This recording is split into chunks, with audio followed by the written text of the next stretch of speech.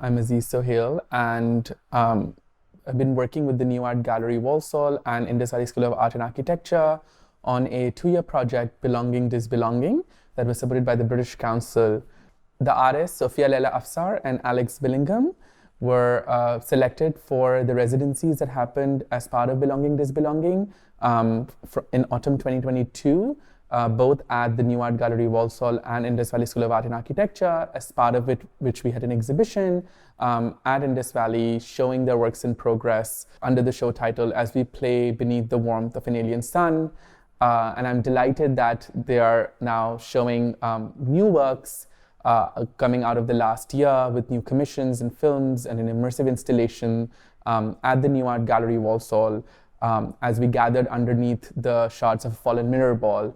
The project, Belonging, Disbelonging, continues and has been continuing over the last year, in which we're continuing to support emerging artists from Pakistan with also mentorship and exchange and dialogue with artists from the UK. And I'm super delighted that it has been this evolving long-term relationship. So I hope you enjoy the space that you're about to enter. I'm Alex Billingham. I'm mainly a visual artist working in the West Midlands and nationally, and I'm here. I'm Sophia-Layla Afsar. I am multidisciplinary artist from Karachi, Pakistan.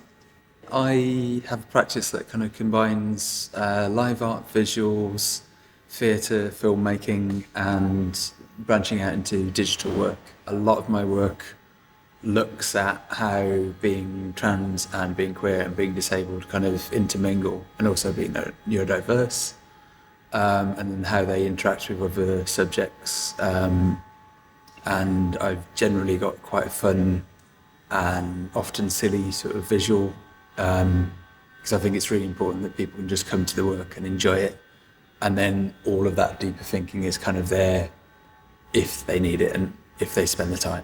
My work is, I sort of sit at a similar intersection in terms of themes, which is transness, neurodivergence. In terms of how I approach it, in terms of what media I use and aesthetic, it is a little bit more different. I tend to focus a little bit more on words and sort of a gritty video, social media-esque, raw aesthetic. But I also incorporate a lot of care and play into my work as a way of sort of blending it all in together, giving people a bit of a spectrum of emotions and experiences. I want people to come in and feel like they've only got a little bit of a picture in terms of my life experiences or experiences of people like me. I want people to be hungry to learn more. I want them to feel like they've only gotten little bits or little points from that spectrum, and ignite a curiosity so that they learn a little bit more about trans people, about neurodivergent people. I have a slightly different take, so I'm quite interested in people kind of coming in, and they might not have the same experiences, they might have other things that are kind of othering them or distancing them, making them feel lonely. So hopefully, while our experiences are different, there will be bits in the work that they can see and think, oh, okay, that kind of applies to me, and hopefully they'll feel welcome and safe. I think that's something we're both quite keen on. A lot of my work is based around survival, so it's not necessarily that there is a safeness so much as a how do we actually kind of survive together. And certainly the film is very much sort of based on that for me. Hopefully it's encouraging people to just have a bit more patience with each other and allow space for the fact that, yeah, we've got different experiences, but we all have to survive together. Sometimes I can be quite abrupt and direct in terms of this is how people have failed, people like me.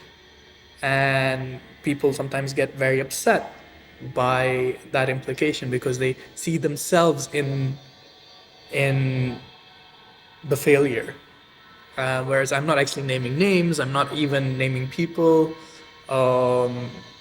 Sometimes oftentimes not even identities of any sort, but if people have a really strong reaction, it's because they've felt seen or attacked in a way that I'm doing to a system. The power dynamic is definitely something is very front and center of my work. So I speak directly to allies. I speak directly to people who aren't particularly kind to people like me.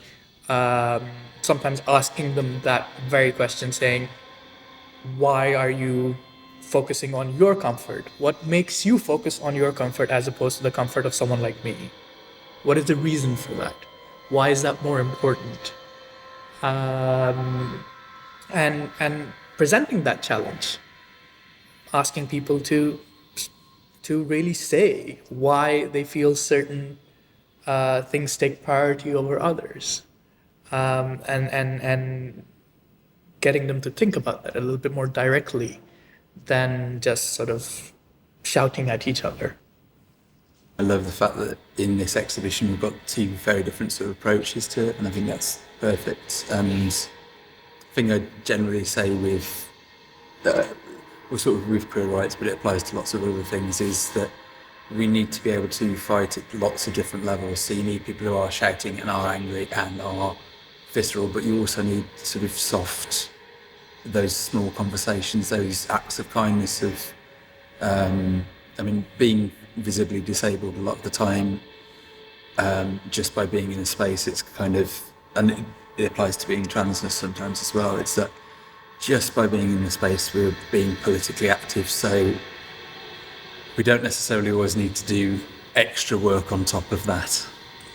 So with a lot of my work, it's kind of, it has all of those things in there, and there is anger and there is grief, but it's hopefully it's working on a much more gentle level and a soft power and a kind of identifying this trans artist with some fun work that you like, or you find silly, or it's enjoyable, and then you read a bit more because you're interested in it, and you're like, oh, okay. So then rather than having the big trans idea, you have it's Alex's work, and Alex is trans, so therefore it affects how you think about trans people.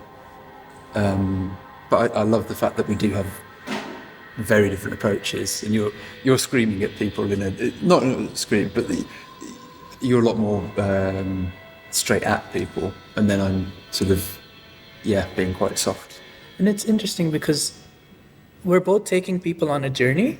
For me, I'm very much evoking frustration through things like direct questions and opacity, where I don't reveal things that people feel entitled to knowing.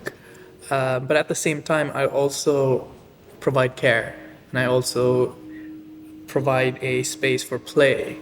So when people are sitting with their frustration, they're also seeing care and play as available.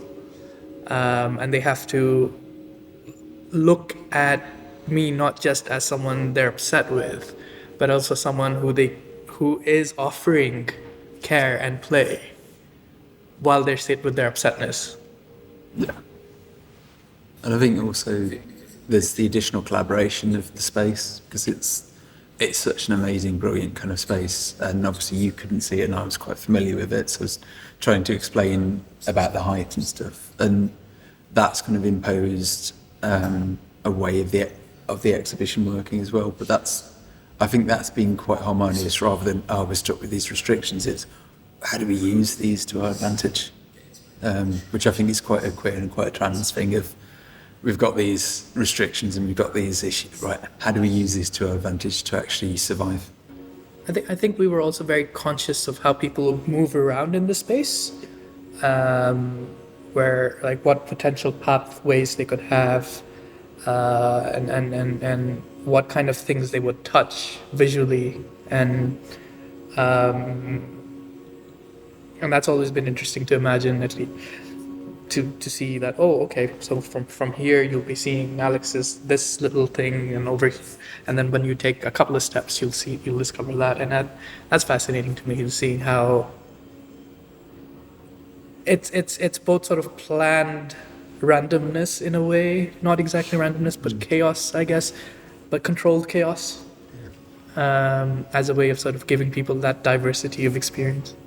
I think that's something that came up with the process for both of us, because obviously it's film elements and there's life, and we've been making the work for a year and a half, and how that year and a half has affected the work, and the planned chaosness in respect of we have our plans and there are things that we want to do, but life does what it wants to do, and being very adapted to it. I mean, I know obviously your life has affected how your work's done this year, and especially with my film piece, because I was going to a lot of other places, I was kind of piggybacking on that and going, okay, I can add an extra half day's filming there, so I was getting shots that wouldn't have been in the initial plan.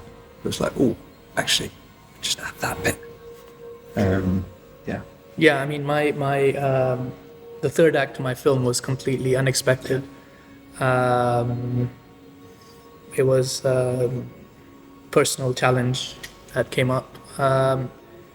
And the more I tried to sort of focus on my initial plan, the more inauthentic it felt. So I, in certain things, sort of changed track and focused on what was happening in the here and now for me, and made it part of the work.